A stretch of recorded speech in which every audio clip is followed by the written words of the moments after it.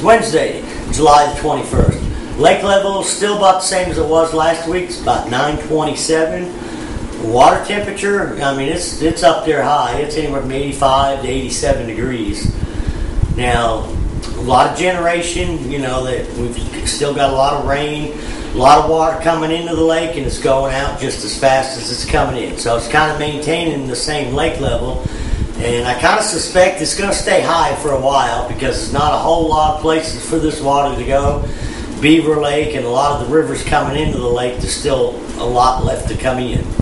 They're still doing quite a bit of generation. They were doing it like 24/7, but the last 3 or 4 days it seems like they've shut the generators off about 10, 11 o'clock at night, and they start firing them back up about 7, 8 o'clock again in the morning. So that's kind of changed the bite up a little bit. But for the most part, fish are still biting good. It's been a lot of fun the last couple of weeks. Now, a week and a half ago, I was catching a lot of fish on a crankbait. That's kind of slowed down on me. We're still catching them on a drop shot, football jig, jig and spoon, and I'll show you the baits here in a minute.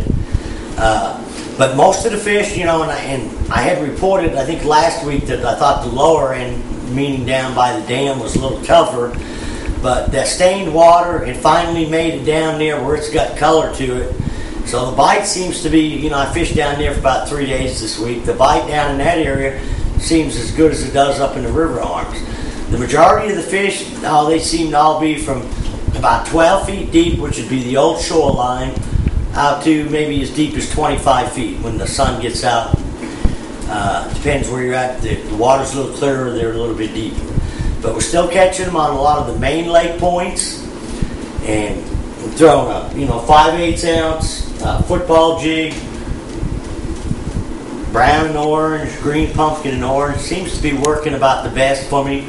But whenever they start biting the jig, green pumpkin purple is working, watermelon candy. I've just noticed a lot of the fish that have got crawdads in them, the crawdads got a lot of orange on them right now.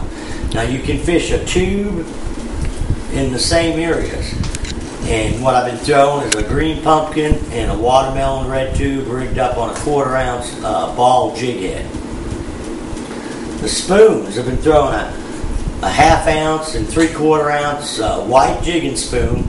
Some of these we've been casting out and just pumping it back to the boat. Some of the fish we've been catching on it, we've been vertical fishing them. And on the drop shot,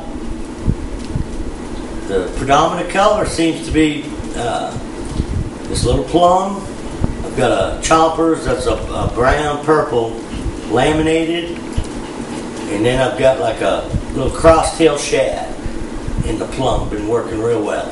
And the drop shot bite's been anywhere from 12 to as deep as 25 foot. Just depends where you're at on the lake, and it depends on the fish. Like I said, the fishing's been a lot of fun. It's not easy. It's easy when you get around them because they're biting pretty good.